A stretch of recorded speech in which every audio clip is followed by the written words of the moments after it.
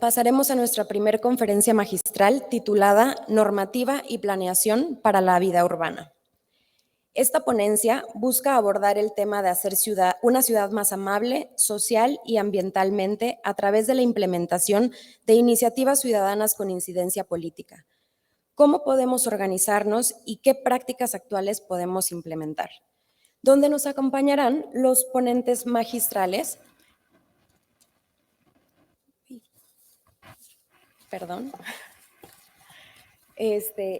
Nos acompañarán los ponentes magistrales Laura Ballesteros, activista, reguladora y experta en movilidad y políticas públicas, con más de 15 años de experiencia en el sector público y sociedad civil. Laura Ballesteros es politóloga egresada del Tecnológico de Monterrey y maestra en Dirección Estratégica y Gestión de la Innovación por la Universidad Autónoma de Barcelona, por el programa IUP. Laura promueve los derechos urbanos desde la política a través de movimientos y políticas sociales y ambientales desde la ciudadanía misma. Como diputada de la Asamblea Legislativa del Distrito Federal, Laura Ballesteros cambió la regulación de transporte de la Ciudad de México, impulsando la Ley de Movilidad y creó la Secretaría de Movilidad. Actualmente es senadora y suplente en la legislatura y se desempeña como secretaria global de la iniciativa Women in Motion, Centro de Liderazgo Sustentable para Mujeres. También nos acompaña Marianela Villasuso, licenciada en Ciencias Ambientales y Salud por la Universidad Autónoma de San Luis Potosí. Bienvenida, Marianela.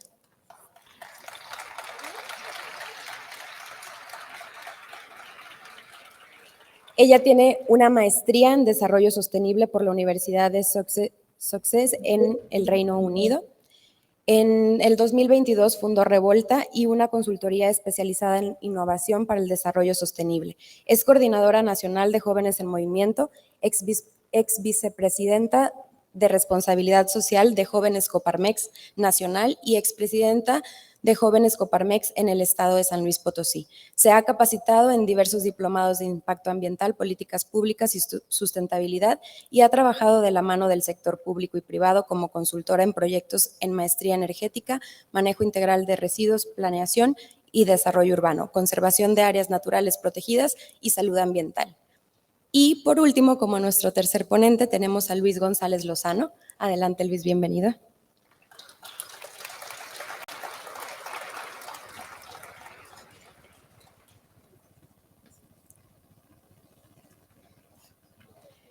Abogado por la Universidad Autónoma de San Luis Potosí y certificado en litigio estratégico de protección internacional de derechos humanos por el Instituto Interamericano de Responsabilidad Social y Derechos Humanos y el Instituto de Derechos Humanos de la Facultad de Ciencias Jurídicas de la Universidad Nacional de Plata, Argentina.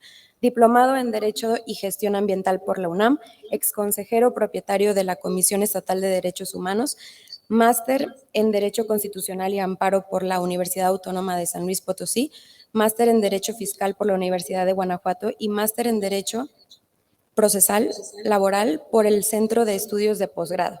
Expresidente de la Academia Mexicana de Impacto Ambiental, fundador y director de la organización Cambio de Ruta, promotora, defensora y de derechos humanos en materia ambiental mediante el activismo jurídico, científico y social.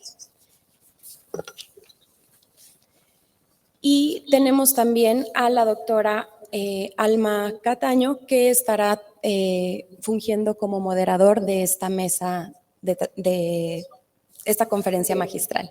Bienvenidos. Adelante, maestra. ¿Puedes bajar un poquitito a tu audio? ¿Así o más?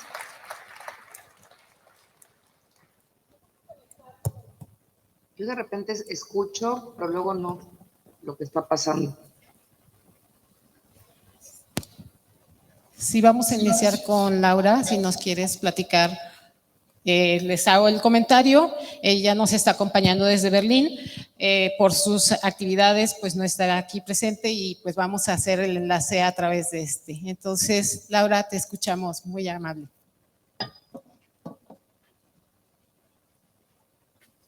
Hola, ¿cómo están? ¿Me pueden escuchar? Sí, sí. Perfecto. Sé que se iba a pasar una presentación, nada más confirmar si la tienen.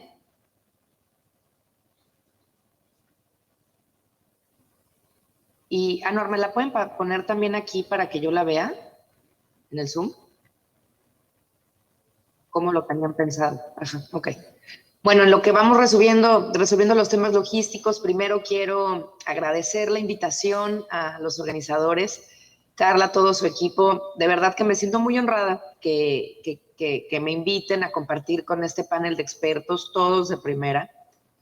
También me siento muy honrada de poder platicar con ustedes. Si yo les dijera que nunca he pisado San Luis Potosí, pues no me van a querer, ni me van a creer. 2 veces lo intenté hacer y por ráfagas de vientos muy complicados el avión no lo pudo lograr y terminé siempre en el aeropuerto de la Ciudad de México de regreso, en las 2 ocasiones que había tenido que ir. Y en esta tercera, que para mí era importantísimo estar con ustedes presencialmente, tampoco se logró porque me llamaron a Alemania, Berlín, donde me encuentro ahorita, para recibir un reconocimiento por ser una de las 30 mujeres con voces más potentes en movilidad en el mundo. Y bueno, pues vengo de estar una semana muy intensa, pero muy poderosa, de compartir con estas 30 mujeres de todo el mundo sus experiencias, pero sobre todo también su conocimiento para poder resolver los problemas que estamos enfrentando. Y en algún momento de la presentación hablaremos por qué es importante la movilidad con perspectiva de género, por qué es importante hablar de las mujeres, especialmente además en el marco de este mes que es tan importante que lo recordemos y que además lo trabajemos como debiéramos hacerlo todos los meses del año, pero por qué las mujeres no solo somos las principales ocupantes de las calles, sino somos la mayoría de los viajes y que en consecuencia tendrá que haber una disposición presupuestal y un proceso de toma de decisiones incluyente con nosotras, y hoy eso no existe. Y basta con voltear a ver las calles como están construidas para darnos cuenta que los viajes pues definitivamente no están hechos para atender nuestras necesidades. Ya entraremos en detalle con eso, pero bueno, pues en esta tercera ocasión que tenía que estar en San Luis Potosí, de nuevo no se pudo. Entonces pienso que esto es más que un fracaso, es un aliciente para ahora sí, sin excusa ni pretexto, ir a visitarlos muy pronto. Y de nuevo, pues un saludo a la distancia con mucho cariño.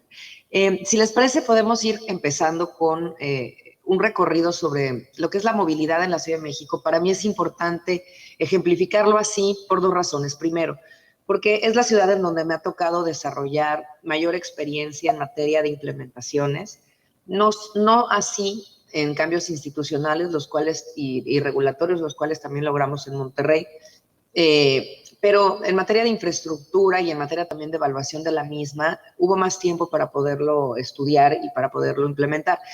Y a partir de ahí, si les parece, podemos ir abriendo el Zoom a otros temas de otras ciudades, a los temas que aquejan al país en lo general, e ir también, por supuesto, contextualizando en su momento con sus dudas particulares. Pero creo que al hablar de la Ciudad de México, cuando hablamos de movilidad, es importante hacerlo así, porque es la ciudad, pues de entrada, que logró hacer primero que nadie los cambios regulatorios. Fuimos los primeros en tener una ley de movilidad en el país. Fuimos también los primeros en implementar un sistema con visión 0 muertes en materia de seguridad vial. Fuimos los segundos en hacer un metrobús. Esto ustedes no sé si lo tengan presente, pero la primera ciudad del país que hizo un sistema BRT es León. Ciudad de México fue el segundo. Pero bueno, también somos la ciudad con mayor número de kilómetros de transporte público. Entonces es importante entrar a verlo y por supuesto que al final podemos compartir con preguntas mayores particularidades. La siguiente, por favor.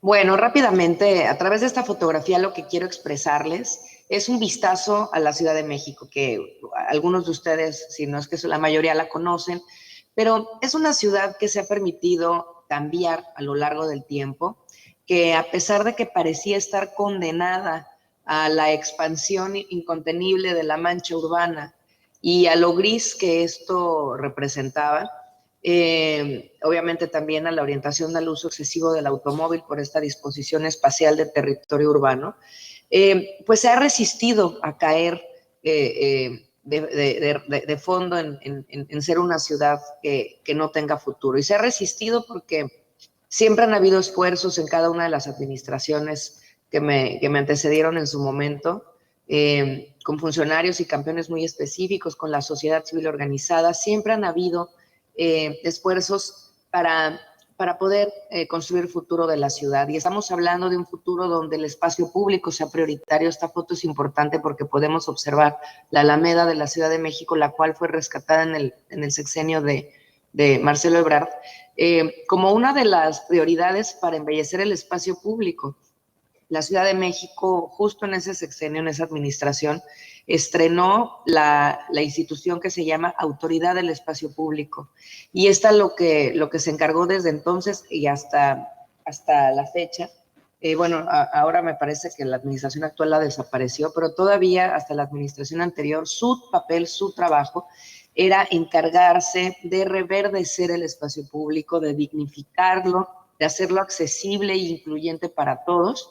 Y en esta lógica también en embellecerlo con diseño, obviamente, para poder darle a la ciudad pues el trato que se merece y a sus habitantes también. La siguiente, por favor.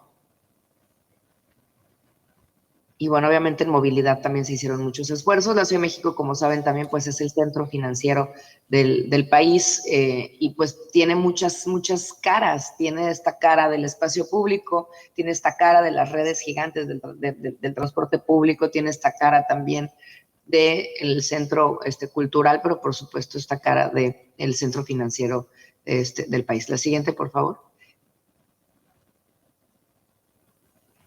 Quisiera explicarles un poco cómo está el reparto modal de la Ciudad de México para entender un poco, primero, cuál debiera ser el approach de un planificador o un diseñador de ciudades que está orientado hacia la movilidad, pero también al mismo tiempo para que podamos comprender el tamaño del problema que tiene la ciudad y cómo debiera de resolverse. Cuando te toca diseñar una ciudad desde la parte urbana y teniendo la movilidad como un componente fundamental, es muy importante partir con datos duros. Si no los tienes, si no tienes estos datos duros, es muy complicado que puedas establecer una estrategia y mucho menos implementarla, que puedas incluso resolver el problema porque te vas a equivocar. Es importante conocer cómo está el reparto modal de la ciudad. Es importante hacer una encuesta origen-destino para ello.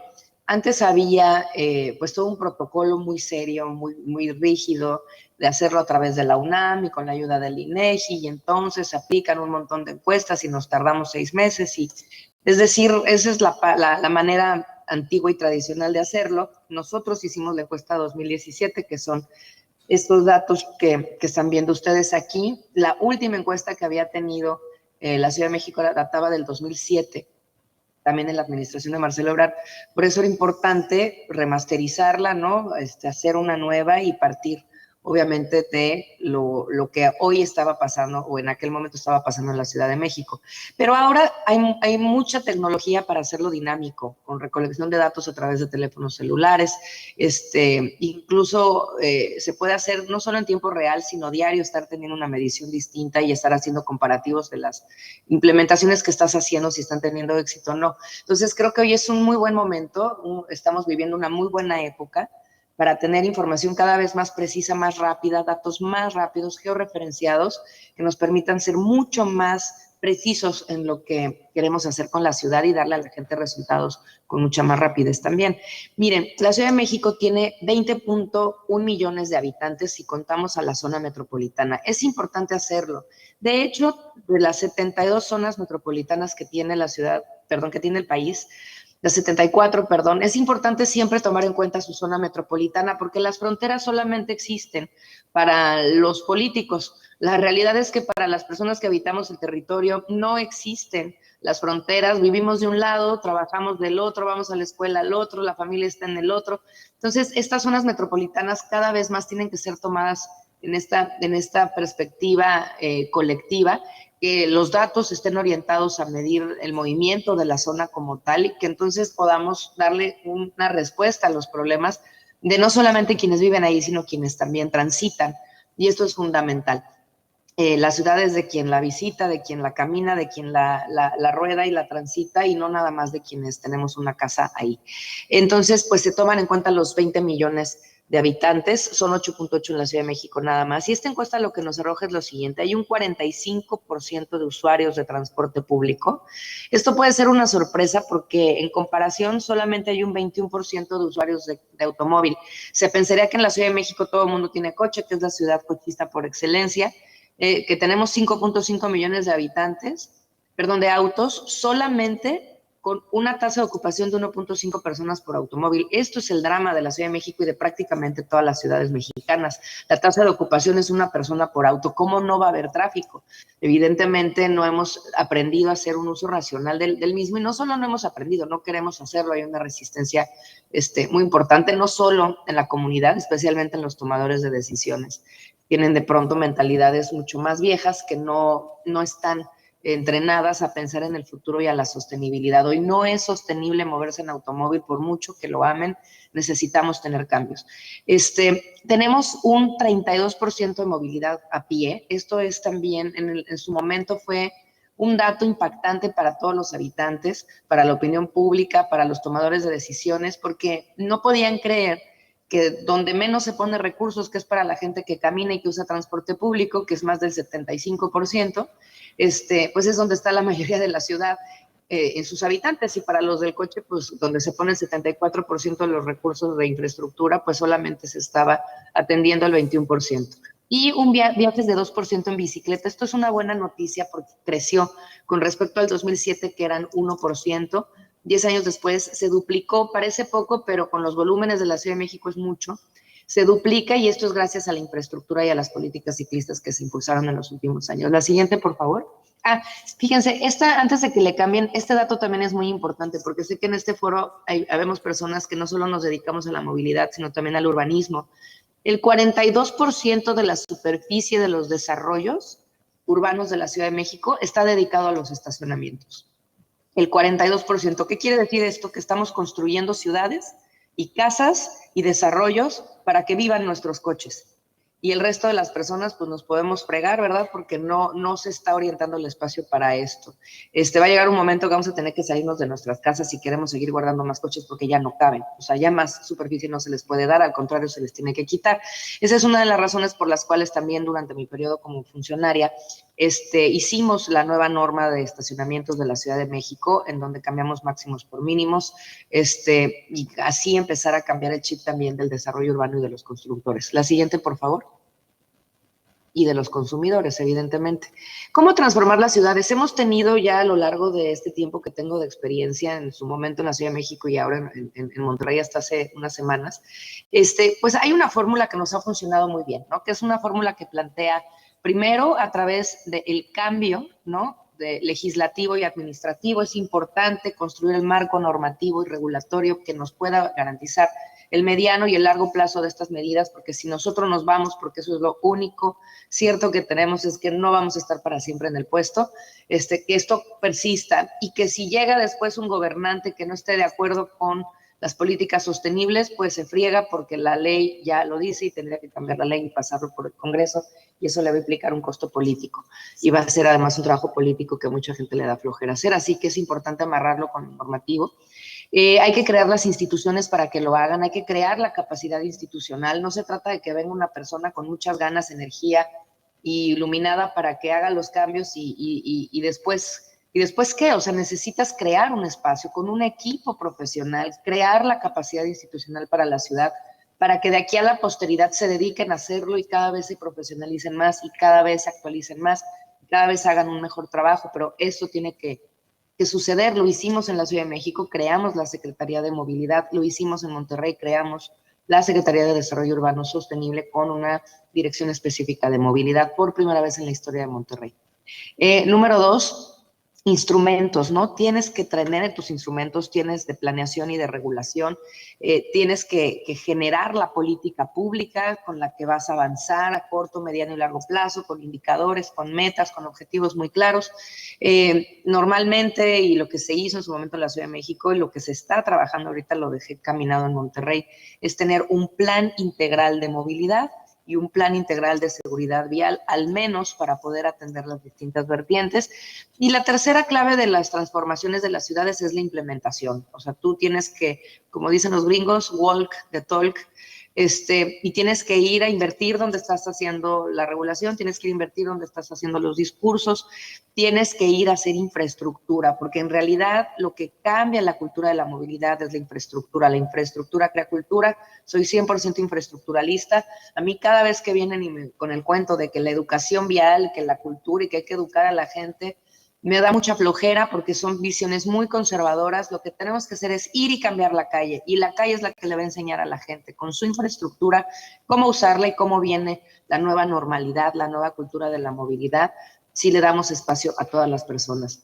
Para mí la calle es el espacio más perfecto para poder ejercer derechos y construir democracia, porque es ahí donde confluyen todos los derechos, es ahí donde puedes construir igualdad, equidad. Si una calle no es inclusiva, si no es equitativa, si no es igualitaria, entonces tu sociedad no lo es. Y ese es el reflejo más fiel de lo que somos. La siguiente, por favor. La siguiente, por favor. Me voy a ir muy rápido porque ya casi se me acaba el tiempo. En los cambios normativos, lo que hicimos en la Ley de Movilidad de la Ciudad de México, que me tocó impulsar en aquel momento, la primera en su tipo en el país, impulsamos la nueva jerarquía de la movilidad con orientación a políticas públicas y ejercicio presupuestal para los usuarios vulnerables de la vía, la seguridad vial en el marco regulatorio por primera vez en la historia de la ciudad, y instrumentos de planeación en el sector como ejes estratégicos, con metas definidas, con indicadores definidos, con el fin del modelo contractual hombre-camión. En esta ley por primera vez desaparecemos al hombre-camión como figura, desaparecemos al microbús. Es la muerte del microbús, lo decimos además con mucho orgullo porque no estamos en contra de los servicios de transporte público con buses pequeños. Lo que estamos en contra es de la ilegalidad, la indignidad, y además la manera tan insegura en la que se presta ese servicio. Hay manera de prestarlo mucho más ordenada, esquematizada, justa también para los conductores, justa para los usuarios.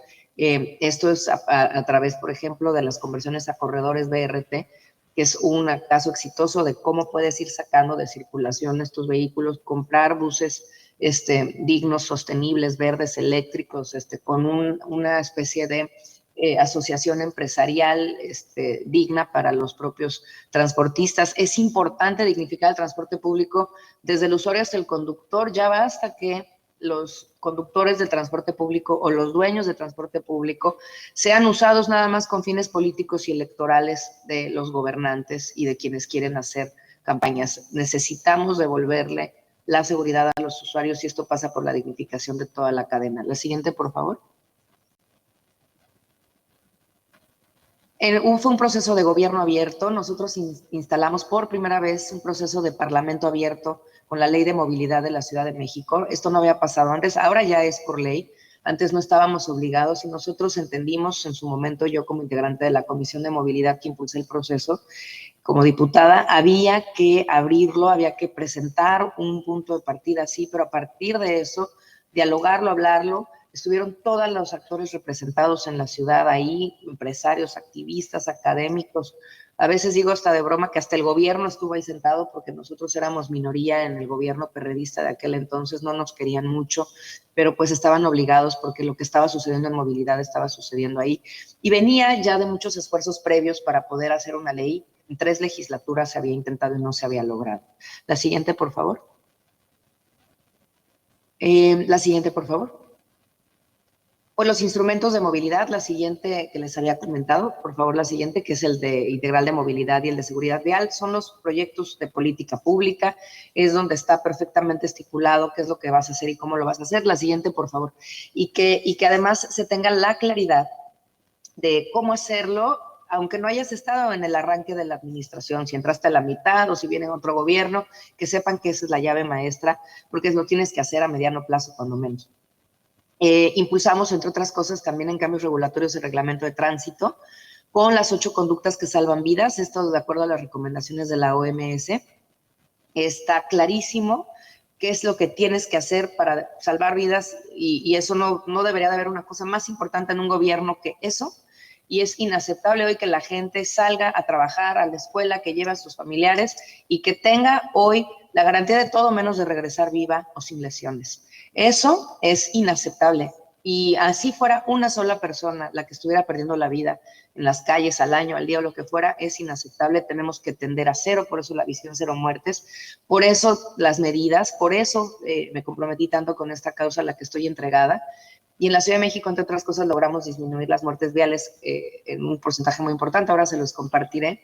Pero de nuevo, ya se sabe lo que se tiene que hacer, entonces, pues, es verdaderamente negligente por parte de las autoridades cuando no lo quieren aplicar. La siguiente, por favor. El reglamento fue, la verdad, un hito en la Ciudad de México en su momento. Fue muy duro porque disminuimos velocidades máximas, endurecimos las medidas contra quienes las violenten. Y pues el jefe de gobierno en su momento perdió casi 10 puntos de popularidad en la encuesta. Yo puse por delante mi renuncia cuando eso sucedió. Pero la realidad es que el alcalde Mancera en aquel momento fue muy claro conmigo y me dijo que estábamos haciendo lo correcto, que él sabía y compraba completamente toda la argumentación que le habíamos presentado y que lo único que nos pedía es que colectáramos toda la data para demostrar por qué esto estaba salvando vidas y por qué estaba funcionando, y así fue. Hicimos la encuesta Origen-Destino 2017, que ya les platiqué cómo fue. La siguiente, por favor. O sea, digamos, para que vayan ustedes observando cómo va el caminito, ¿no? Cuando llegas a un lugar y empiezas desde cero una agenda, que empieza desde la agenda setting con los medios de comunicación y la opinión pública hasta la transformación completa de su regulación, su política pública y sus obras y asignaciones presupuestales. Y todo de la mano de la comunidad, siempre de la sociedad civil organizada, que ha sido el mayor aliado en estos procesos. La perspectiva de género, ya se los decía, es fundamental. Las mujeres presentamos mayores patrones y mucho más complejos de movilidad, ya que tenemos mayores traslados. Nosotras incluimos mucha intermodalidad y en particular usamos el transporte público y la movilidad peatonal. A menudo es el género femenino quien reporta niveles más bajos de satisfacción con los viajes y, cómo no, traemos bultos, traemos niños, carriolas, sillas de ruedas, hacemos 6 viajes, tenemos que pasárnoslas en la calle tomando un camión y otro y es desastroso y es indigno tanto la infraestructura de la calle como la del transporte público. Entonces, claramente somos las principales consumidoras y usuarias, las principales insatisfechas cuando la cosa está mal. La poca consideración de la movilidad de los cuidados, que es justamente lo que ejercemos, porque nosotros hacemos las labores de cuidados justamente por esa disparidad y esa simetría patriarcal en los sistemas de transporte público y privado, está relacionada con un número reducido de mujeres en la toma de decisiones, la planificación y la operación del transporte. Esto es muy importante porque no solamente hoy tenemos un enfoque que no contempla a las usuarias, sino hoy tenemos un enfoque político que no contempla a las mujeres para tomar decisiones. Entonces, pues estamos fregadas, ¿verdad? Por eso es tan importante organizarnos, por eso es tan importante ocupar esos espacios, por eso es tan importante ir por esos trabajos y desde ahí cambiar las cosas. Ya no se trata nada más de por favor o de vamos a explicarle al jefe por 5ª vez, porque esto es importante. Nosotros tenemos que ocupar el lugar de ese jefe. La siguiente, por favor. Los resultados de esta encuesta de Origen-Destino en materia de mujeres en la zona metropolitana fueron bien interesantes. Fíjense, y esto sucede más o menos en el resto de las ciudades mexicanas igual, incluso en América Latina, con resultados de Santiago de Chile, de Buenos Aires, de Quito, en Ecuador, que me ha tocado verlos, son muy similares en el número de usuarias y en sus tipos de viajes. Las mujeres concentramos el 53% de los viajes realizados en la zona metropolitana. ¿Qué quiere decir? Que no solamente somos la mitad, somos más de la mitad de los viajes.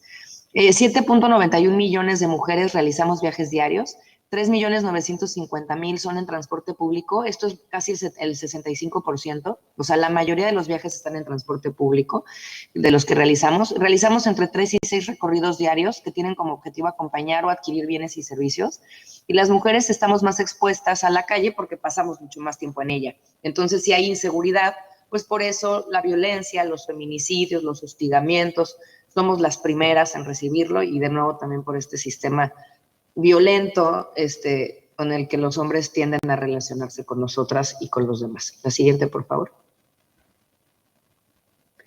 Con esto termino porque ya se me fue el tiempo. La nueva cultura de la movilidad, la siguiente, por favor. Y bien rápido, ¿no? ¿De qué hablamos cuando hablamos de la nueva cultura de la movilidad o de movilidad sostenible? Hablamos de transporte público, especialmente el Metrobús, es la mejor manera de poder ordenar al transporte público de la ciudad con los camiones, los buses, las busetas, como les queramos decir. Es la manera de ordenarlos en corredores confinados, con paraderos, con un buen sistema de información, con un buen esquema empresarial y financiero. Esta es la manera de hacerlo, y la Ciudad de México tiene 12 líneas y más de 165 kilómetros. Somos la ciudad con más líneas de Metrobús de América Latina. Ecobici, que es la bici pública. Si quieres cambiar una ciudad, lo primero que tienes que hacer es llevar la bicicleta pública. Esa es la manera de orientar los viajes y de racionalizar el uso del automóvil. En la Ciudad de México, el 45% de los usuarios de Ecobici antes eran usuarios de automóvil y dejaron su auto por irse al Ecobici. Y poner infraestructura ciclista, que es fundamental. No queremos muertes viales, queremos que la gente lo haga con dignidad, con tranquilidad, con seguridad, con asequibilidad, y por eso es importante que tengan su espacio. Todo cabe en un jarrito sabiéndolo acomodar, y la calle completa es el modelo. Voy a parar aquí porque sé que ya se me fue el tiempo, pero quedo, por supuesto, muy atenta a sus preguntas y pues muy agradecida de nuevo de haber tenido por ahora esta oportunidad de platicar con ustedes.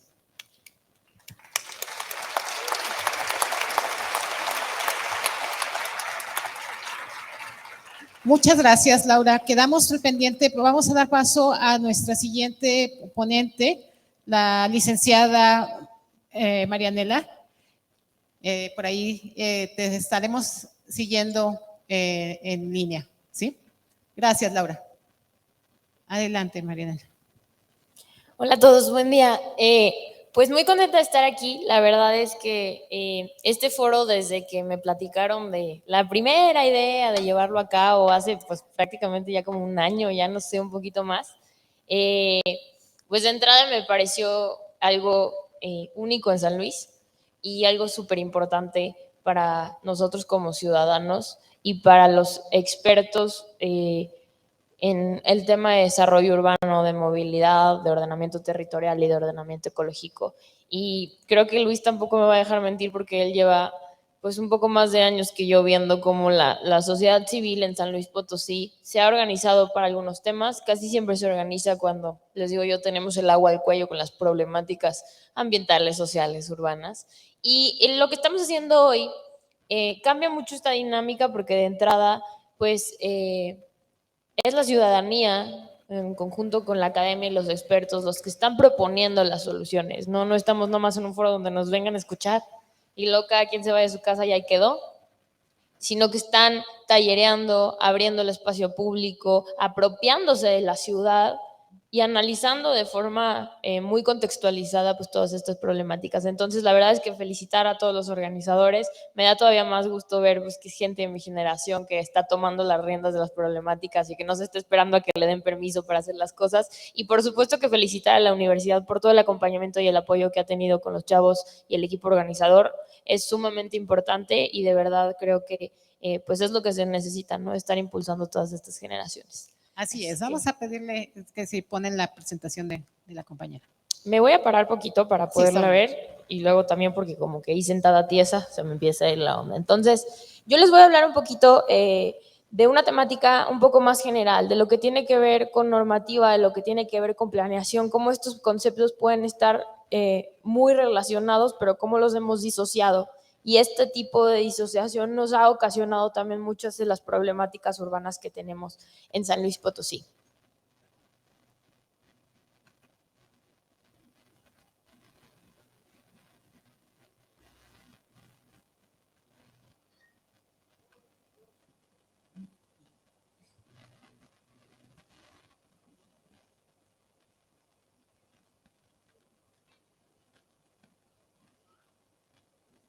¿Nos puedes platicar un poco más en lo que ponemos la presentación? Sí, claro que sí. Ok, a ver, cuando empezamos a poner sobre la mesa la conversación acerca de los temas de desarrollo urbano que son más importantes, creo que a todos nos ha pasado, en el momento en que lo hablamos y en el momento en que hablamos como de la normativa para desarrollo urbano, pues lo primero que te imaginas es como un reglamento, ¿no? Una ley y un diputado que tiene que estar actualizando la ley y pues un poder ejecutivo que tiene que estar llevando a cabo lo que dice la ley.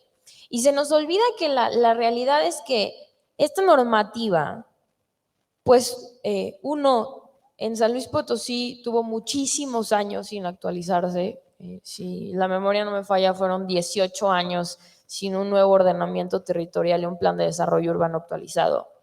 Y también se nos olvida que al dejarle la normativa nada más al gobierno, a los legisladores, pues nos estamos olvidando de la parte más importante que le tiene que dar origen a esa normativa, que es el contexto local y es la ciudadanía. Cuando un legislador empieza a desarrollar una normativa, a quererla actualizar, ya lo dijo Lau, pues hay un montón de intereses políticos asociados a estas actualizaciones y a estas legislaciones. Y eso es algo que entorpece el caminar de este tipo de cambios que son muy importantes. Y eso es algo que también está muy relacionado con el cortoplacismo que tienen los gobiernos, ¿no? No se nos olvide que nuestros ayuntamientos duran nada más 3 años en el cargo, ¿no? Que nuestros diputados locales duran 3 años en el cargo. Y resulta y sucede que la normativa en desarrollo urbano es estrictamente local, tiene que ver con los ayuntamientos que se encargan de su aplicación. Los usos de suelo tienen que ver con ayuntamientos, nada más. Y además, pues la legislación nacional marca una línea general, pero la verdad es que el aterrizaje contextual específico tiene que hacerse en el legislativo local, en el Congreso local, que también dura 3 años. Entonces, ¿qué tan importante es pues, para un diputado, qué tan importante es para un alcalde aventarse el verdadero problema que es y que fue actualizar unos usos de suelo de una alcaldía o de un municipio? Si nada más dura 3 años, va a llegar, va a empezar a quererlo hacer, se va a encontrar con un montón de intereses. Si lo logra, va a estar embroncado, ¿no? Y entonces hay muchos que dicen, ¿saben que yo no me aviento ese costo político? Y esa es la realidad. Y eso fue lo que nos pasó en San Luis Potosí, y hay que decirlo tal cual, hubo una falta de voluntad política muy importante, y también hubo una serie de intereses económicos alrededor de silenciar este tipo de iniciativas, ¿no? Cuando quería salir el tema otra vez, necesitamos actualizar usos de suelo, pues salían todos los grupos de interés a decir, no, así estamos bien y aquí nos arreglamos en cortito con los tomadores de decisiones, ¿no? Vamos a darle a la primera diapositiva. Les hablo un poquito del contexto de la normativa, y esto es sumamente general porque hay un montón de reglamentos, como ya nos enseñó Lau, algunos de la Ciudad de México. Les decía, a nivel nacional pues tenemos una Ley General de Asentamientos Humanos, de Ordenamiento Territorial y Desarrollo Urbano. Sin embargo, esta ley no nos da usos de suelo local. Esta ley nos ordena políticas, proyectos, prioridades nada más, y establece quiénes son los obligados a nivel local de estar haciendo la verdadera talacha de los usos de suelo y del desarrollo urbano. Eso es lo que hace. Entonces es como si la ley general dijera, ¿saben qué? Estados y municipios, organícense y a trabajar porque les toca a ustedes. Diputados locales tienen que actualizar la ley estatal de ordenamiento territorial y desarrollo urbano, que es la segunda. Y la ley estatal nos dice, municipios a jalar porque tienen que actualizar cada 3 años los usos de suelo de los municipios, ¿sí? Entonces, como pasa muchísimo también con la legislación ambiental en México, pues nuestro marco regulatorio está padrísimo. Si nosotros nos ponemos esto a presumirlo en las grandes cumbres globales, nos van a dar muchísimos premios. El problema es la instrumentación a nivel local. Vamos a darle a la siguiente, por favor. ¿Cuál es la diferencia entre normar y planear? Cuando a mí me dicen es una norma y es una ley, ¿qué se imaginan ustedes? Yo pienso en algo restrictivo, en una prohibición, ¿no? Esto sí se puede y esto no se puede y no hay más. Esta banqueta tiene que ser de 3 metros y no puede ser de 1,5 y ya, ¿no? Por aquí sí pueden pasar este tipo de transportes, por aquí no pueden pasar este tipo de transportes. Aquí se puede hacer una altura de 10 metros, aquí se puede hacer una altura de 2,5 metros. La realidad es que la norma tiene que estar sumamente relacionada con la planeación, y como les decía al principio, esta disociación que tuvimos muchísimos años, es decir, está la norma, está la ley, pues sí, pero la ley está guardada.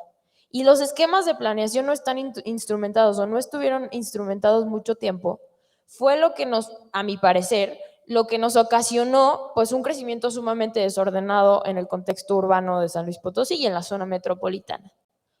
Cuando, como también lo decía Lau, la norma está enfocada hacia la planeación, es la herramienta fundamental para que rompamos con el cortoplacismo y los intereses políticos de los que platicábamos ahorita. Sí, un alcalde dura 3 años, pero está obligado a actualizar un plan de desarrollo urbano con visión de 50. Entonces el que llega, pues no le queda de otra más que obedecer la actualización, porque ya le tocó a uno actualizarla, porque así eran los tiempos, pero les toca a los demás seguirla. Rompo este cortoplacismo, rompo esta, pues, falta de voluntad política de cierto modo, porque pues es la ley, es la norma la que te está obligando a planear con esta visión de corto plazo para algunas cosas, pero sobre todo de mediano plazo y de largo plazo para otras, que a mí es lo que se me hace más importante. En la manera en que logremos que nuestros marcos regulatorios no nada más nos digan qué se puede hacer y qué no, sino que obliguen a las instituciones y al gobierno a tener esta visión de planeación a largo plazo, es que como creo que vamos a poder ir solucionando este tipo de problemáticas urbanas que son más apremiantes. Más o menos ahí vamos. O sea, la realidad es que la nueva normativa de 2018, que es la ley estatal, y los programas de desarrollo urbano de hace, que son 2 años ya, tienen esta visión. Y aquí nos encontramos con otro meollo del asunto que le digo yo, que es la capacidad institucional. Empezamos a armonizar, empezamos a normar hacia la planeación. Ahora, ya en la operación, ya en la implementación en los ayuntamientos, tenemos la capacidad de estar aplicando los planes de desarrollo urbano, de actualizarlos primero y luego de aplicarlos así como están de bonitos en el papel. La realidad es que no. Entonces también hay que empezar a buscar estos incentivos para que la capacidad institucional municipal empiece a poderlo hacer, porque la ley suena bien bonita y ustedes léanlo. Y la ley dice, oigan, todos los ayuntamientos tienen que actualizar sus planes de desarrollo urbano. Pues sí, pero uno va al municipio de Tamuín y ni siquiera hay un área de desarrollo urbano en el ayuntamiento. Y no nos vamos a Tamuín, nos vamos a Río Verde y hay una sola persona encargada de todo el desarrollo urbano de Río Verde.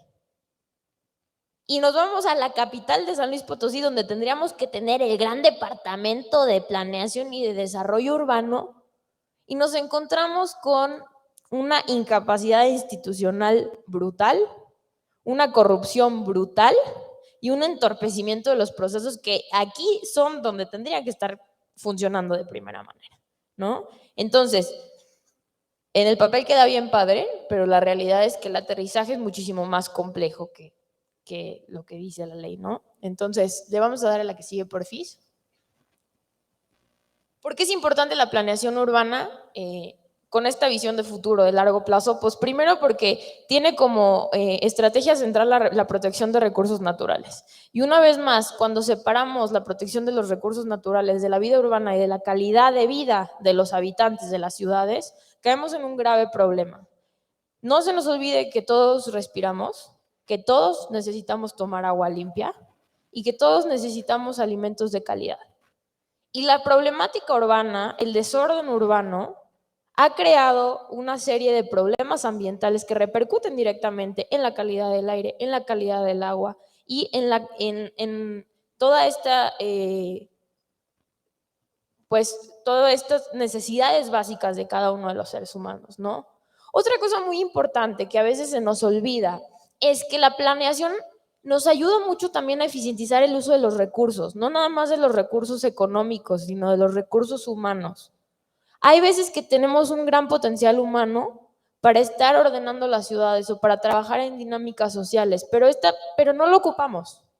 Lo tenemos ahí. Tenemos al sector estudiantil que por un lado está haciendo sus ideas y proponiendo en clase, y el sector académico. Tenemos un sector de sociedad civil pues bastante apagado, que como les decía, pues ya con el agua al cuello, entonces sí salimos a las calles y reclamamos.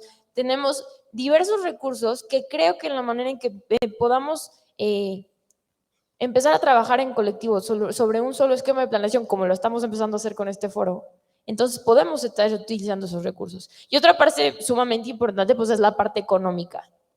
¿A qué le va a apostar un ayuntamiento? Cuando además pues las arcas de gobierno están sumamente comprometidas últimamente en todos los niveles, ¿no? Hay unas deudas brutales. ¿A qué le tiene que apostar en primer lugar? Pues eso nos lo dicen nuestros instrumentos de planeación, porque ya salieron a la calle, ya diagnosticaron, ya vieron lo que falta y entonces ya saben qué es lo que se le tiene que apostar primero. Ahí es donde están establecidas esas prioridades. No podemos dejar que esa falta de instrumentos de planeación y su aplicación nos estén dejando, le estén dejando la tarea del presupuesto gubernamental pues a las ocurrencias de los legisladores locales cuando se va a aprobar el presupuesto anual. Esa es una realidad. Y a lo que se le antoje a cada quien o a lo que crea que es más importante hacer. Para eso existen los planes. Para eso existe la normativa y para eso existen estos diagnósticos, para que sobre el diagnóstico de planeación de los estados, de las ciudades, entonces se priorice el uso de los recursos. Y por último, creo que evitamos un montón de problemáticas socioambientales al tener estos esquemas de planeación. Los esquemas de planeación no son hechos ni nada más por los académicos, ni nada más por el gobierno. Son procesos colectivos de participación, de diálogo, de construcción, de escucha. Cuando nosotros integramos a los diversos actores en estos instrumentos, en la construcción de estos instrumentos de planeación, sus necesidades ya se ven reflejadas en los resultados. Y a través de su aplicación, entonces esos grupos ven que verdaderamente estamos instrumentando lo que se diagnosticó, lo que se escuchó.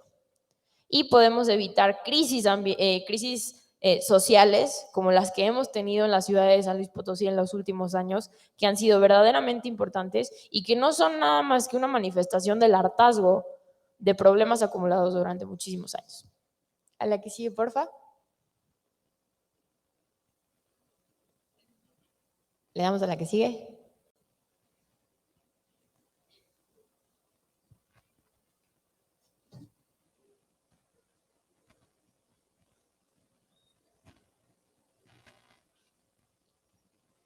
Creo que hay ciertos principios básicos de la sostenibilidad urbana que no se nos deben de olvidar y que cuando hablemos de este tema es así como el mínimo necesario que tenemos que tener en cuenta al estar trabajando cualquier alternativa, ¿no? El primero es que los servicios urbanos, como ya nos platicó Lau también, pues son parte de un circuito integrado. No es nada más, por un lado, el transporte público. No es nada más, por un lado, la infraestructura de calles, de autopistas. No es, por otro lado, la normativa de construcción. No es, por otro lado, el tema de género y de mujeres. No es, por otro lado, el tema de infancias. Tenemos que trabajarlo porque está sumamente asociado. Yo lo veo como si fuera una telaraña. Y si tú jalas un cachito de la telaraña, la jalas toda. Si tú cortas un cachito de la telaraña, se acaba deshaciendo toda. Es así como están interrelacionadas todas estas problemáticas y como también están interrelacionadas las soluciones. Entonces, cuando le empiezas a cambiar la cara, cuando lo empiezas a trabajar de manera integral, entonces una solución que aparentemente era para las mujeres acaba repercutiendo en 2 o 3 grupos sociales más. Una solución que aparentemente era nada más un ancho de banqueta porque se veía más bonita, acaba repercutiendo en la movilidad de personas discapacitadas, de los niños, de las mujeres. Una intervención que a su parecer pues tenía arreglar el alumbrado público de una calle, acaba repercutiendo en la seguridad de grupos vulnerables a ciertas horas de la noche y bajando los índices delincuenciales. Eso es la visión con la que tenemos que estar trabajando este tipo de alternativas. En segundo lugar, pues hay que alinear los incentivos económicos con los ambientales. Que no se nos olvide, si no tenemos los recursos naturales mínimos necesarios y de calidad, querramos expandir el desarrollo económico, los índices del PIB y las actividades de todas las empresas, no lo vamos a poder hacer sin esos recursos naturales. Y nos vamos a acabar topando con pared. Entonces, ¿dónde está el recurso? ¿Qué calidad tiene? ¿Qué uso se debe de priorizar? Y entonces, ¿sí qué actividad económica es compatible con esa disponibilidad de recursos naturales? Por supuesto, comprender que estos esquemas son incluyentes, que existen grupos invisibilizados a través de los años que son muy importantes, que no nada más son las personas con discapacidad, que son un punto crucial y al que le hemos puesto un poco más de atención en los últimos años, pero que también hay ciertos grupos de mujeres, de grupos de indígenas, de grupos de migrantes, que también están dentro de las dinámicas urbanas y que son también personas con necesidades muy específicas que no son las generales de toda la población y que además el número de estas poblaciones vulnerables cada vez es más creciente y estamos en una dinámica donde existen ya muchísimos tipos de población habitando en la ciudad. El tercero es el cuarto, incluir a la sociedad civil en la protección del medio ambiente.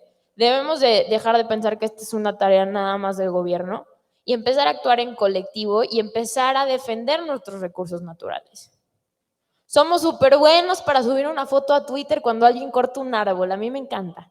Vamos caminando en la ciclovía de Carranza el domingo o en el parque o en cualquier otro espacio público y vemos a alguien cortando un árbol y subimos la foto a Twitter. ¿Y qué hacemos? ¿Qué es lo primero que hacemos? Etiquetamos a la Dirección de Ecología del Ayuntamiento. Y la Dirección de Ecología no hace su trabajo y ya cortaron este árbol y la dirección y el alcalde y entonces el gobierno es el culpable. ¿Qué pudimos haber hecho nosotros como ciudadanos para que no cortaran el árbol en ese momento? Ponerte enfrente del árbol y no moverte. Y decir, no me muevo porque no lo van a cortar. Y les podrá sonar muy radical y muy Greenpeace, yo siempre les digo, pero ese radicalismo a veces es sumamente necesario. Si tú te paras ahí, no van a cortar el árbol. Si tú le demandas a tus vecinos que dejen de tirar la basura en el lugar incorrecto, muy probablemente te va a costar mucho trabajo, pero lo vas a acabar haciendo. Es esa visión de tomar esas acciones con nuestras propias manos como ciudadanos, sobre todo cuando se trata de recursos naturales, porque creo yo que ya no estamos en tiempo de esperar a que nos estén resolviendo el problema los gobernantes, ¿no? Y por último, fomentar mucho el intercambio de conocimientos entre las ciudades. Un ejemplo es lo que estamos haciendo hoy. Un ejemplo es ya lo que nos platicó Lau, estar tomando casos de éxito de otras ciudades. ¿Quién tenía una problemática de transporte público parecida a la de San Luis? ¿Y cómo la transformaron? ¿Quién tenía una problemática de inseguridad parecida a la de San Luis? ¿Y cómo la transformaron? ¿Quién tenía una problemática de ordenamiento ecológico o de ordenamiento territorial parecida a la de San Luis? ¿Y cómo la transformaron? Este intercambio es sumamente importante porque también nos acorta mucho los tiempos de acción. No hay que inventar el hilo negro muchísimas veces, las soluciones ya existen, ya están ahí, ya están los datos, ya están las alternativas. ¿Qué hay que hacer? Compartirlas, escucharlas los que los necesitamos y entonces empezarlas a aplicar. Y les dejé esta pregunta hasta abajo, porque justo estos días vimos todos el anuncio del segundo piso de la carretera 57. Y sinceramente, quiero que me digan, y me levanten la mano, ¿a quién le parece que con el segundo piso de la carretera 57 vamos a solucionar el problema de movilidad de la zona industrial? ¿Hay alguien que diga, que diga, yo la neta sí pienso que el segundo piso, ya con eso, mano? Ciudad de primer mundo. ¿Alguien? No es una solución. Es una ocurrencia taquillera y a lo mejor perdón que se los diga así, pero es una ocurrencia taquillera para tener más likes y views en Instagram y en Facebook. Es un negocio. ¿Qué tenemos que hacer como ciudadanos? Decir, señores, esa no es una solución. No queremos que se gasten los billones en un segundo piso, que no va a solucionar absolutamente nada. No le va a aumentar la calidad de vida a ningún habitante de San Luis Potosí. No le va a reducir los tiempos de traslado a ningún habitante de San Luis Potosí. No va a incentivar el transporte público en San Luis Potosí. No va a aumentar el espacio público de calidad en San Luis Potosí. Y nos va a problemar, así como la Ciudad de México. ¿Qué le pasó a la Ciudad de México con el segundo piso? ¿Cómo se transformó la Ciudad de México con el segundo piso? Ahorita porque no está el agua aquí, pero al rato pregúntenle. Ella les puede contar la historia del segundo piso del periférico de la Ciudad de México y de todos los segundos pisos prácticamente que se han intentado hacer. Entonces, ¿dónde está la prioridad en el uso de recursos? Definitivamente no son los intereses. ¿Qué tenemos que hacer? Evitar que se haga un segundo piso. ¿Y cómo lo vamos a evitar? De distintas formas, pero creo que la clave es una, exigirlo en colectivo. Si no nos organizamos y no empezamos a exigir lo que necesitamos en colectivo, y como dice mi profesor de la universidad, con los pelos de la burra en la mano, diciendo, aquí está la evidencia de que no funciona el segundo piso. aquí está la evidencia de lo que sí funciona y es así como los ciudadanos demandamos que se utilice, pues entonces vamos a seguir en esta tendencia. Le damos a la que sigue. Y ya, con esto termino. Quedo a sus órdenes con las preguntas en la ronda que sigue. Gracias. Muchas gracias, Marianela. Le vamos a pedir a nuestro licenciado Luis si nos quieres platicar. Muchas gracias. ¿Qué tal? Buen día. Mientras ponen una lámina que vamos a exhibir, quiero agradecer primero la invitación. En realidad que estos espacios son muy necesarios para la participación y sobre todo debatir las ideas. Yo soy un convencido de que en México grave problema es el que no sabemos debatir, no sabemos exponer las ideas y no sabemos escuchar. Actualmente vivimos en la Torre de Babel, donde todo el mundo quiere hablar, cada quien habla en su idioma, pero no estamos escuchando y no estamos recibiendo con un buen ánimo toda esa información para tratar de construir. Pareciera que últimamente hay que destruir en lugar de estar construyendo. Yo quiero agradecer a la universidad, quiero agradecer a las ponentes de primer nivel y quiero agradecer a los organizadores porque hacen falta estos espacios aquí en San Luis Potosí. Yo de lo que quiero hablar son estos temas relacionados con normatividad y planeación para la vida urbana. Son varios temas que espero que los 20 minutos que nos concedieron sean suficientes. Quiero abarcar todos porque todos están relacionados. Lo primero que dijo Marianela y es muy importante es que hay que exigir, hay que ser ciudadanía. Yo represento a una asociación que se llama Cambio de Ruta, que desde el 2016 estamos preocupados en temas medioambientales. Nosotros lo que hacemos es promoción y defensa de derechos humanos medioambientales y nuestro principal objetivo es llegar a un punto a un término que se dice el buen vivir. Y entonces yo quiero relacionar todo esto desde un origen hasta un fin. ¿Por qué hoy estamos hablando de la ciudad? ¿Por qué este foro? ¿Por qué estamos discutiendo? Porque queremos un buen vivir. Y entonces, ¿qué es el buen vivir? El buen vivir es tener una vida digna, una vida de calidad. Y yo quiero concluir con la defensa de las generaciones futuras, no solamente esa vida de dignidad, esa vida con calidad que yo pretendo es para mí acabándome lo que hay ahorita, sino que tenemos que tener el talento para que esto pueda sobrepasarnos a nosotros y que esas futuras generaciones tengan un futuro real. Este término de la defensa de las generaciones futuras es un término jurídico, es un término de litigio. Yo soy abogado, yo me dedico al litigio y es un término que se ha estado acuñando en los últimos tiempos para acá. Y entonces, al hablar del buen vivir, de lo que dicen los ecuatorianos, todo lo que representa, nos lleva necesariamente a vivir en un estado democrático.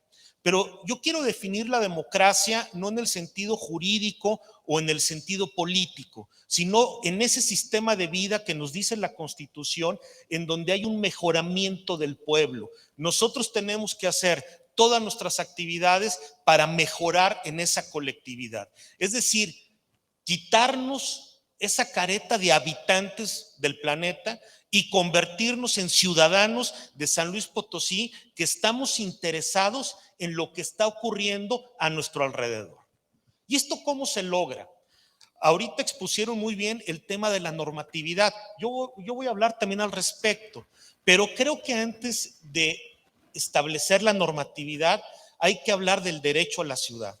El derecho a la ciudad ya es un derecho humano y ese derecho humano a la ciudad es que todos estemos involucrados. ¿Para qué? Para tener igualdad de condiciones, para tener una movilidad justa, para tener esta relación, esta cohesión social que me permita desarrollarme a mí, a mi familia, a mis vecinos, a mi comunidad. Si no tenemos esa visión, todo lo que digamos, todo lo que pongamos en la norma, de nada va a servir. La legislación no cambia realidades. Desgraciadamente, hablaré mal de los políticos, pero bueno, es algo que tenemos que hacer para que mejoren, pero desgraciadamente estamos sujetos a ideas ocurrentes, estamos sujetos al like, redes sociales, etcétera, etcétera, pero no tenemos un mecanismo por el cual podamos pensar correctamente cuáles son las mejores estrategias. Y entonces, ante esta guerra de ocurrencias, lo que padecemos todos los potosinos, hablando de nuestra localidad, es que haya una anarquía territorial. Eso es lo que tenemos, una anarquía territorial. La última vez que hubo una actualización de un programa de ordenamiento, de desarrollo urbano, fue en el 2003. Ahora en el 2021, ¿verdad? 2021 se vuelve a actualizar. Perdimos mucho tiempo y además con muchos intereses. Como ya se explicó, hay una ley general que nos pone el marco de referencia, pero esta ley general aquí en San Luis Potosí, bueno, le hicimos un galimatías. Es toda una problemática entenderla y a nivel municipal, bueno, pues también las normas no ayudan. Entonces, tenemos que tener esa visión del derecho a la ciudad, cómo queremos la ciudad, y no solamente para nosotros, sino también para nuestros hijos y para las futuras generaciones. Entendiendo ello, vamos a tener una línea y con esto evitar lo que ocurre cada 3 años en San Luis Potosí.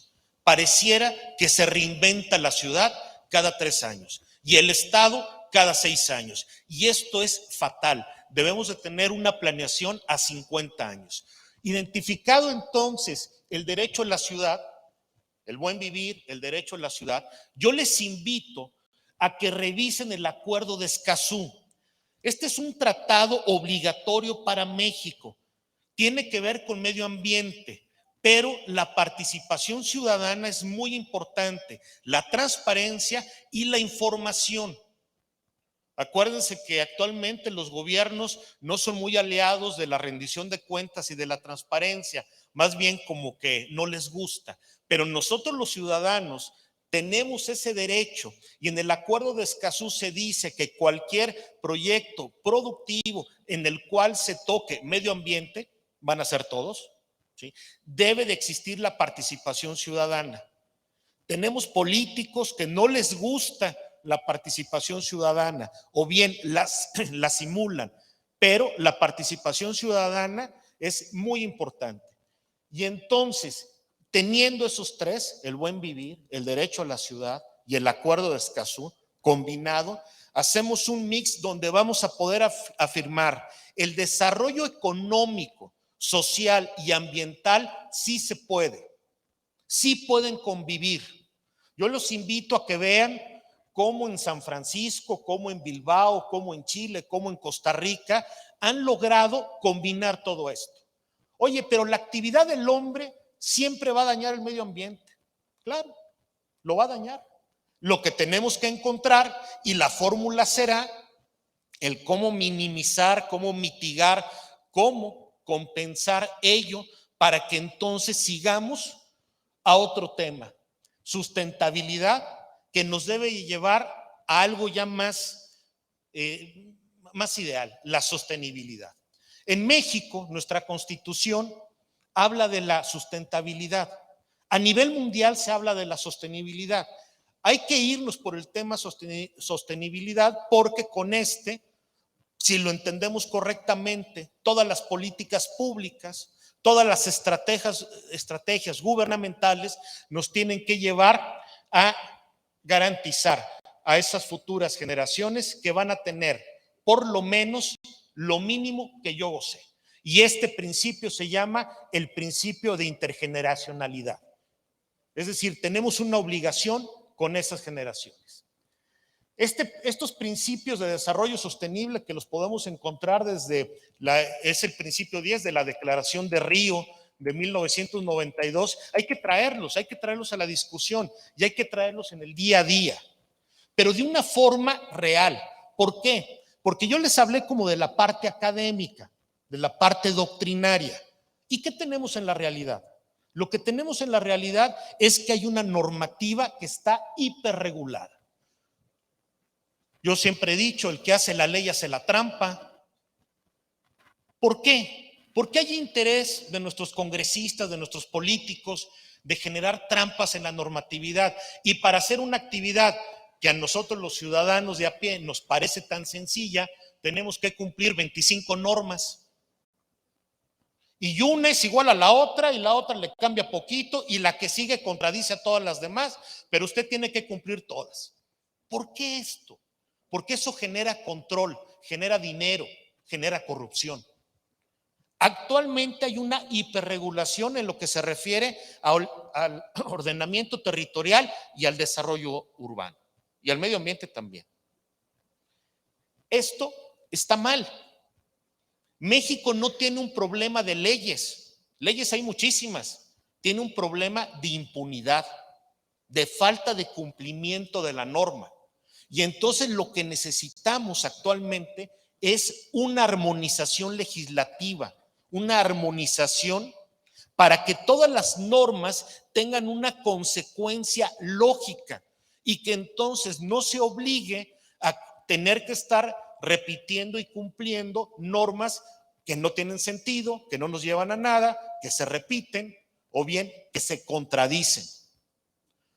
Usted en San Luis Potosí puede derribar un árbol sin ningún problema, no pasa nada. La norma no está adecuada para que no solamente, como dijo, nos pongamos ahí enfrente del árbol y que no lo derriben, sino no está diseñada para que haya un mecanismo de tutela efectiva de protección de ese árbol. Es más, usted puede llamar a donde quieran y no saben ni qué hacer. Y si derriban el árbol le cuesta 3,000 pesos, ponga 3 arbolitos más y se resolvió el problema. ¿Eso es lo correcto? ¿Así debe de ser? ¿Qué será muy complicado que haya un equipo de abogados que puedan hacer toda una secuencia lógica, el derecho es lógica, sobre cómo se debe de reaccionar ante este tipo de situaciones? ¿Y qué será muy difícil poner un tipo 911 ambiental para que cuando haya esta situación, que aquí en San Luis Potosí el derribo de arbolado urbano es muy normal, tolerado desde la propia autoridad gubernamental, sobre todo la estatal, en el cual se pueda hacer ese reporte y que haya una respuesta efectiva? Creo que la necesidad de la armonización nos puede llevar entonces con una misma línea, con una misma visión, a tener el buen vivir, el derecho a la ciudad, respetando el acuerdo de Escazú. Luego, al momento de que nosotros estamos hablando de estos temas de la ciudad, estamos hablando necesariamente de desarrollo urbano, ordenamiento territorial, movilidad, gobernanza y medio ambiente. Todo va en un mismo paquete. Yo no entiendo San Luis Potosí cuando se quiere regular, no lo sé, movilidad o ordenamiento territorial y no tenemos un ordenamiento ecológico. Entonces, pues como que estamos fallando, ¿no? O sea, estamos atendiendo unas cosas y no otras. Yo no entiendo cómo no ha habido un liderazgo político, ambiental, un liderazgo real que pueda organizar la zona metropolitana de San Luis Potosí. ¿A qué me refiero? San Luis Potosí capital tiene un programa municipal de ordenamiento territorial y desarrollo urbano. ¿Y qué nos divide de Soledad? Una calle. Y Soledad no lo tiene.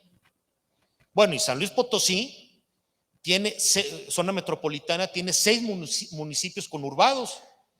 ¿Y que nadie ha leído la ley general de asentamientos humanos, ordenamiento territorial y desarrollo urbano, donde se permiten los convenios metropolitanos? Ahora, esto ocurre en Guadalajara y ocurre en Monterrey y en otros lados. ¿Y que no nos pudieran unir a todos para tener una sola línea? Ah, no, pero vamos a crear el municipio de Villa de Pozos. Ah, caray. O sea, yo tengo la tesis de que crear el municipio de Villa de Pozos viola el derecho a la ciudad. No necesitamos estructuras políticas, lo que necesitamos es eficiencia municipal, así de sencillo.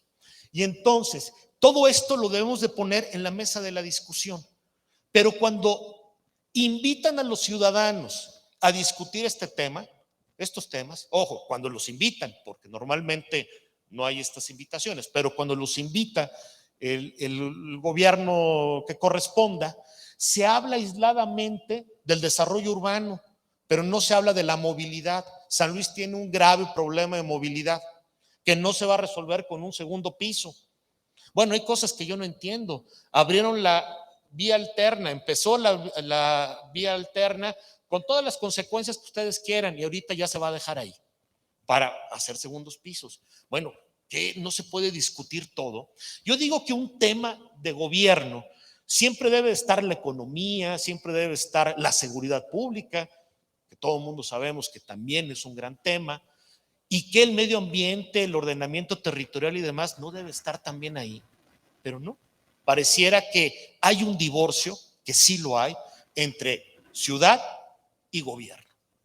Nosotros vemos cosas distintas de los que ven los políticos, de los que ven los tomadores de decisión. Gravísimo. Y también nosotros vemos distinto a lo que ven los que hacen la norma. Hacer la norma en la curul, sentado con la comodidad de la oficina, es buenísimo, pero la bronca es que el usuario de la norma, el que la vive día a día, es el que tiene la problemática. Por esto, yo sugiero que todo debe estar combinado y en cualquier toma de decisión sobre la ciudad debemos de tener estas visiones porque es multidisciplinario.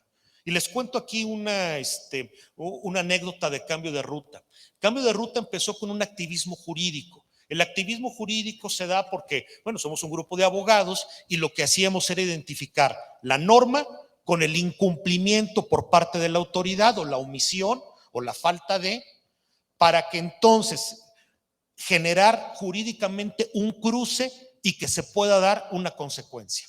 Solo que nos dimos cuenta de que las sentencias que se logran pues no cambian realidades tampoco, son sentencias de una justicia fría que se dicta también en una oficina donde muchas veces ejecutarla lleva tiempo y hasta ahí. Nosotros nos alimentamos de la información que nos dan los científicos, los técnicos, ustedes, y entonces empezamos con el activismo científico. Pero pues resultó que son igual de soberbios los científicos que los abogados, porque escriben cosas maravillosas que nadie entiende, que publican en revistas internacionales que nadie lee, bueno, nomás ellos, ¿sí? Y entonces la justicia fría se combinó con el análisis científico frío que no cambia realidades. Y entonces dijimos, oye, aquí no estamos haciendo más, necesitamos algo, ¿qué haremos? Y empezamos con el activismo social. Creo que hemos encontrado la fórmula, perdón que lo diga así, pero la fórmula perfecta. Se necesita un activismo jurídico, se necesita un activismo científico, pero sobre todo un activismo social en el cual todo esto combinado sea un círculo virtuoso con el que se exija a la autoridad que lo que dice la ley, que lo que dijeron los científicos, nos cambie la realidad de la ciudad. Eso es lo que necesitamos. Yo agradezco estos foros porque con ellos podemos hacer todo este círculo. Si a ese círculo le pudiéramos agregar medios de comunicación comprometidos, serios, también sería muy bueno. ¿Para qué? Para llegar a la defensa de las generaciones futuras. Yo lo que quiero es que mi descendencia no viva los efectos del cambio climático, que ya no es cambio climático, es emergencia o crisis climática. Esto es una realidad. Y entonces quiero que el buen vivir que puse acá también les toque a ellos y que no estemos como en película de Hollywood, de Mad Max, donde la guerra por el agua es una realidad. Bueno, creo que ya lo estamos viviendo. Entonces, yo concluyo diciendo que tenemos que participar todos, la academia, la sociedad y hacer esa ciudadanía. Cuando hablo de sociedad, el realmente creernos que somos ciudadanos de San Luis Potosí y no solamente habitantes del planeta. Muchas gracias. Muchas gracias, licenciado. Bien. No sé si nos está escuchando por ahí Laura, pero vamos a tratar de hacer un comentario. Creo que han sido maravillosas las aportaciones que nos dan aquí nuestros tres ponentes. Son puntos de vista, son acciones, son interpretaciones de lo que nos está pasando. Quizás los elementos que estamos viendo, estas síntomas que tiene la ciudad, están en un buen momento. San Luis está en un momento de ser atendido. El cómo es parte de lo que estamos tratando de interpretar aquí en este momento. Entonces, yo quisiera darles la palabra a cualquiera de los tres que nos quiera hacer algún comentario final, donde estemos conscientes de que pues, el trabajo no es individual. Bien lo dijo por ahí de la multidisciplina que se necesita. Yo estaría pensando más en una interdisciplina, donde todos estemos trabajando y entendamos el quehacer que tiene uno con el otro. Por otro lado, no son dos bandos, no es el bando del ciudadano y el bando de las autoridades, ni de los organismos que se están preocupando por esta serie de problemas. Debe de ser un grupo, un solo grupo el que trate de hacerlo. ¿Cuál podría ser, a visión de ustedes, la manera más correcta de ir intentando hacer este grupo, esta colaboración ciudadanía con las autoridades? No sé, el que quiera tomar. Bueno, creo que definitivamente, y no lo digo yo, lo dicen los números y los resultados de la situación que vivimos a diario, sobre todo aquí en San Luis Potosí, platicando el día de hoy, que creo que es lo importante. El individualismo nos ha traído las situaciones y los problemas que vivimos al día de hoy. Y ahí están. Y eso creo que todo lo vemos. O sea, gobiernos individualistas, gobiernos de un solo hombre, estrategias de el gobierno tiene que hacer todo, tiene que hacer todo, tiene que hacer todo. Eso ya no funciona. Eso hay que reconfigurarlo, ¿no? Y está muy bien manifestado qué y por qué no funciona. Ya lo platicamos, ya Luis nos lo dijo sumamente claro. Necesitamos empezar a trabajar en colectivo. Y para mí creo que esa es la fórmula más importante.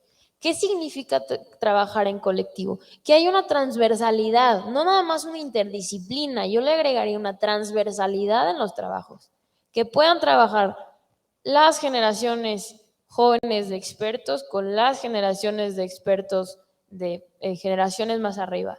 Que pueda trabajar el gobierno al mismo nivel de escucha, de comprensión y de diálogo. Que pueda trabajar también la sociedad civil, que puede que no sea experta, pero tiene le tiene muy bien tanteada el agua a los tamales. Ellos, de esa manera, trabajando en horizontal, de esa manera creo que es como podemos avanzar. Ahora, es bien difícil. Nosotros lo hemos estado intentando desde diversos sectores. Sí es difícil. Sí, a veces sí se tiene que recurrir ya a un litigio ciudadano, ¿no? Que esperáramos todos que fuera como la última instancia a la que tuviéramos que recurrir. Creo que podemos estar agotando otras antes. Aquí en San Luis no existe. Pero de la manera en que nosotros lo empecemos a hacer, como hoy, que lo estamos haciendo, hoy es el ejemplo perfecto, porque hoy también tenemos aquí representantes de gobierno, no nada más de la academia y no nada más del sector joven en San Luis Potosí. De la manera en que nosotros lo empecemos a hacer, no a decir, porque decir se pueden decir muchas cosas, a hacer y a demostrar que tiene sus resultados, entonces esa es la manera como vamos a poder avanzar. ¿Con qué tenemos que romper? Con los egos y los individualismos de todos lados, no nada más de los gobernantes y de los políticos, también de los académicos y de las universidades, ¿sí? Y también de algunos grupos sociales que porque piensan que han estado en defensa de una causa por décadas, tienen la verdad absoluta. No es así. Necesitamos entrar en esta etapa de diálogo y de construcción y creo que a mi parecer eso es lo más importante y sobre todo lo más urgente. Muchas gracias. Luis. Sí, un punto importante es efectivamente no debería de existir ese divorcio, hay que trabajar en conjunto.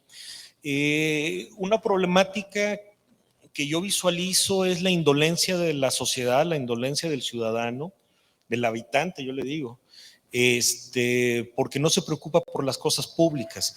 Y también otra problemática es con la autoridad, porque no sabe llegarle al ciudadano y tiene intereses muy particulares y que muchas veces son distintos a las cosas públicas, ¿no? Hay que madurar como sociedad. Creo que estamos en el proceso de maduración, y en ese proceso de maduración necesitamos romper, esa palabra es muy importante, tú ahorita la decías, romper el silencio y romper la normalización. Lo peor que nos puede pasar como ciudadanos, como gobierno, como todo, es normalizar las cosas. Es decir, cuando yo escucho las noticias que ayer mataron o el fin de semana mataron a 100 personas diarias, ¿sí?, y lo normalizamos, es gravísimo, porque también lo que le estamos dejando a nuestros hijos es que eso es normal, y entonces matar es normal, y 100 personas hasta en algún momento van a ser pocas, ¿no? Eso vamos a ponerlo para cualquier cosa. Y entonces, en lo que se refiere al derecho a la ciudad, a cómo diseñamos o cómo queremos nuestra ciudad, no hay que normalizar lo que está mal. Entonces, lo que necesitamos es platicarlo, discutir las ideas, madurarlas y llevarlas adelante. Gracias, Luis. No sé si Laura nos va a hacer algún comentario. No, no es posible. Ya se nos fue un poquito más el tiempo, y estando a tantas horas de distancia es un poquito difícil. Bien, creo que es muy claro que lo que nos hace falta es sensibilizarnos como ciudadanos para poder interpretar lo que nos está diciendo a gritos la ciudad. Y por otro lado, pues tener la capacidad de estarnos tratando de unir para hacer de esto un buen camino para eso. Gracias por este tiempo que nos han brindado, por sus agradables comentarios, y por favor, pues todos hagamos lo propio, lo que nos corresponde.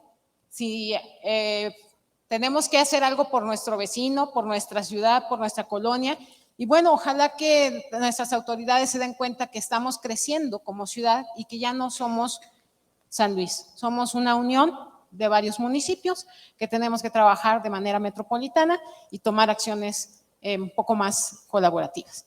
Entonces, por ahí vamos a darle un aplauso a nuestros compañeros para cerrar esta. Muchas gracias.